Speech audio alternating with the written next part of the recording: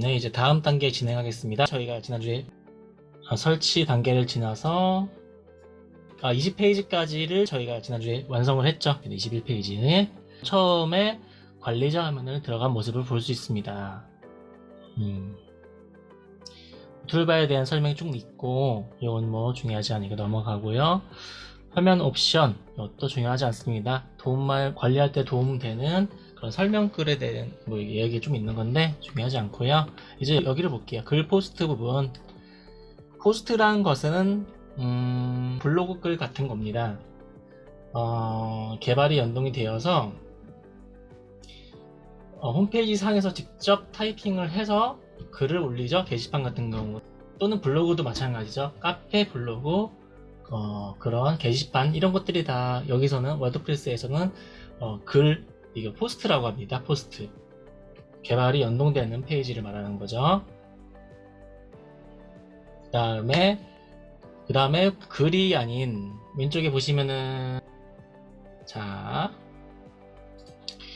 이쪽을 보시면 글이 있고 밑에는 또 페이지가 있죠. 페이지란 건 무엇이냐?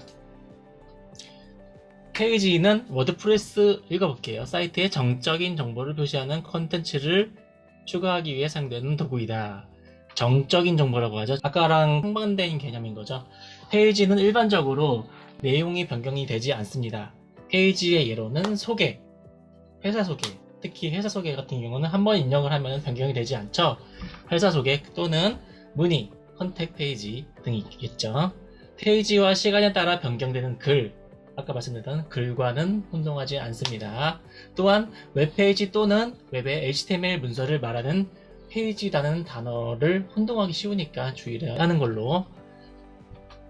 페이지란 말이 참 단어가 그렇잖아요. 되게 포괄적으로 사용되는 말이기 때문에 헷갈리는 부분이 있어요. 근데 워드프레스 상에서는 페이지라는 것은 정적인 정보를 표시하는 컨텐츠를 추가하기 위해 사용되는 도구라고 합니다. 기본 환경은 글 쓸 때와 동일해요. 마치 그 게시판, 카페, 블로그를 통해서 글 쓰는 것과 화면은 동일하고 카테고리 태그와 연결되지 않으며 상위 하위 관계를 설정할 수 있다고 합니다. 예를 들어서 글 같은 경우는 블로그 같은 거를 생각해보세요. 블로그 같은 거 생각하시면은 글을 올릴 때 카페도 마찬가지죠. 글을 올릴 때 어느 게시판에 올릴지를 설정하라고 나와요. 어느 카테고리에 올릴지, 어느 게시판에 올릴지, 그죠? 어느 메뉴에 넣을지를 선택을 하라고 나와요. 글 같은 경우는 그래요. 그게 기본 속성이죠. 카페에서 하다못해 카페에서 글 쓰실 때 자유 게시판이라는 게 있잖아요.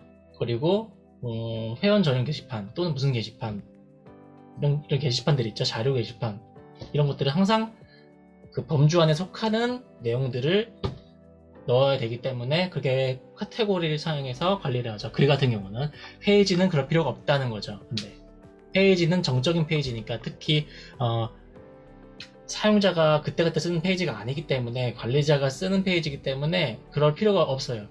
회사 소개 같은 경우, 문의 같은 경우 그죠? 한번 만들면 끝인데 카테고리 태그 연결되지 않으며 상위 하위 관계를 설정할 수 있다고 합니다. 회사 소개 밑에 다른 소개가 있을 수 있죠. 제품 소개라든지 또는 사람 소개, 채용 정보 이런 것들을 할 수 있겠죠. 예를 들어서 자, 그 다음 미디어입니다. 워드프레스 상에서 이미지나 동영상 등 그런 음악 파일 등 그런 미디어 파일들을 관리할 때는 요 왼쪽에 보시면은 요 미디어 메뉴, 여기서 미디어 메뉴라고 있죠. 여기를 통해서 파일을 업로드하게 됩니다.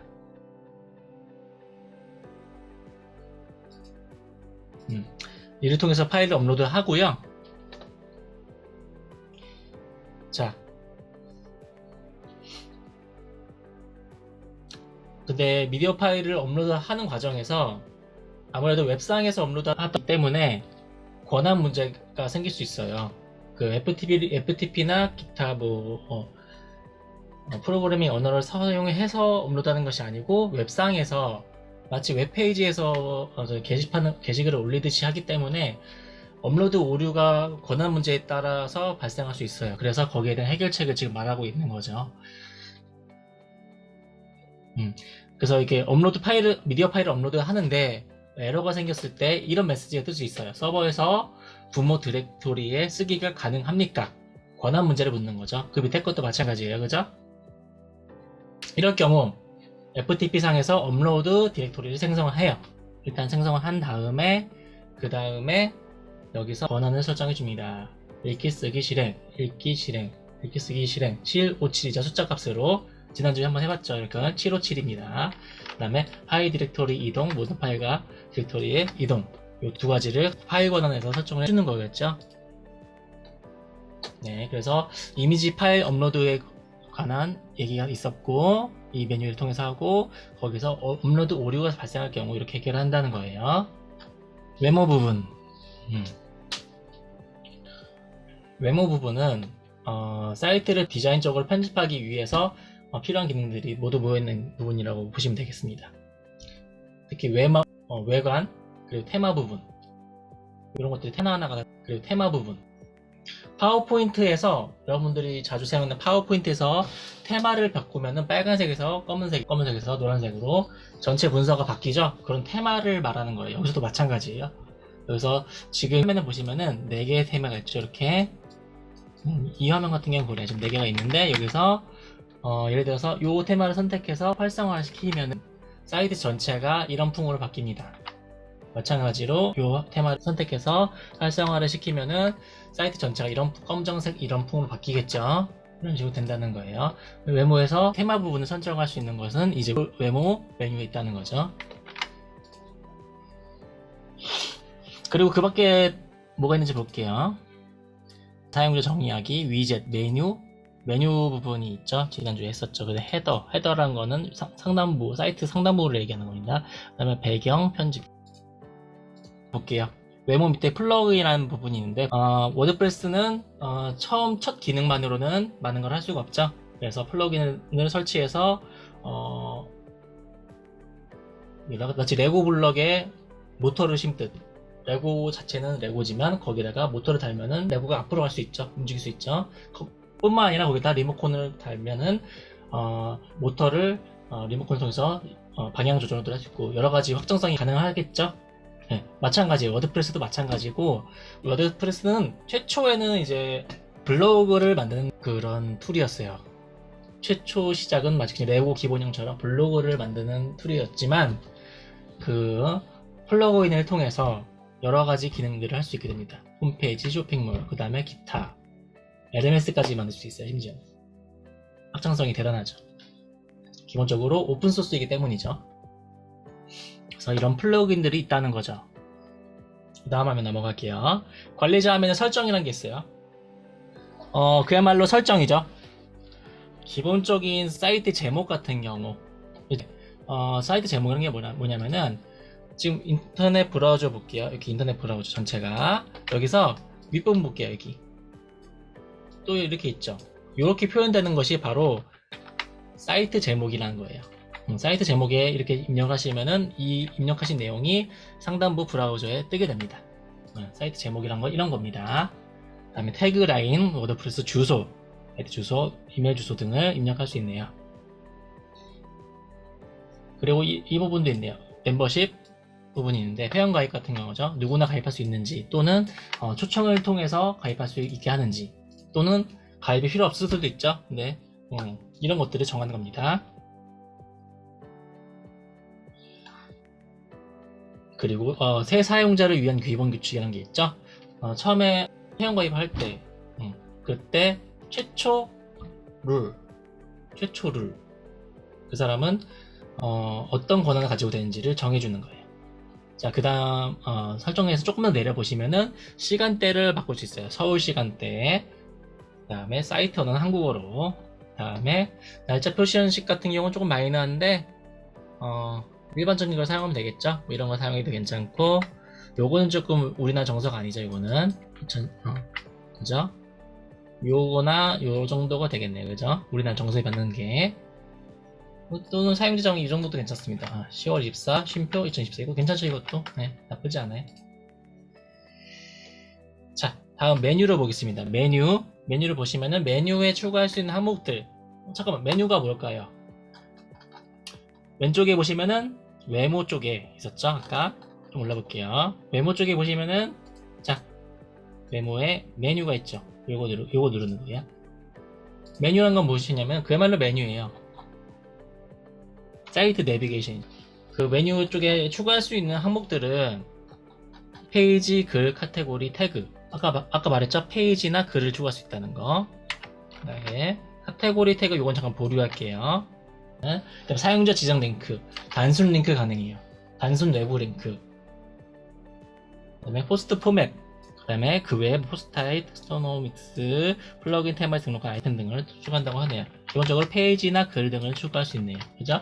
또는 단순 링크. 메뉴가 뭐냐면은 이거 메뉴라고 해요. 이쪽 왼쪽에 있는 거. 또는 사이트 상단 부분에 있는 경우도 있죠. 네, 그것이 지금 다 메뉴예요. 이게 이런 게 지금 메뉴예요. 네, 지금 이런 게 다 메뉴인 거예요. 이런 거. 이걸 어떻게 꾸밀 수 있느냐를 말하는 거죠. 요 링크 하나하나가 지금 그리고 포스트이고 페이지이고 또는 단순히 링크인 거죠. 요 하나하나가 무슨 말인지 알겠죠? 간단한 개념이에요. 메뉴이고 누르면 이동하잖아요. 이게 다 링크라는 거죠. 무슨 말인지 알겠죠? 그 메뉴에 등록할 수 있는 항목들은 이렇게 된다. 다양하게 지원이 된다는 겁니다. 여기서 주목할 점은 카테고리를 추가할 수 있다고 하죠. 요거 같은 경우는 이 부분 때문에 쇼핑몰이 가능해요. 자, 상품 하나하나를 하나의 글이라고 볼게요. 글이죠. 상품은 그때 유저가 등록을 해서 변경하니까요.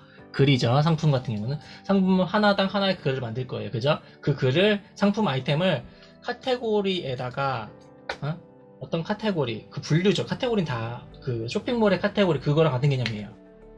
쇼핑몰에서 생활용품 요게 하나의 카테고리겠지.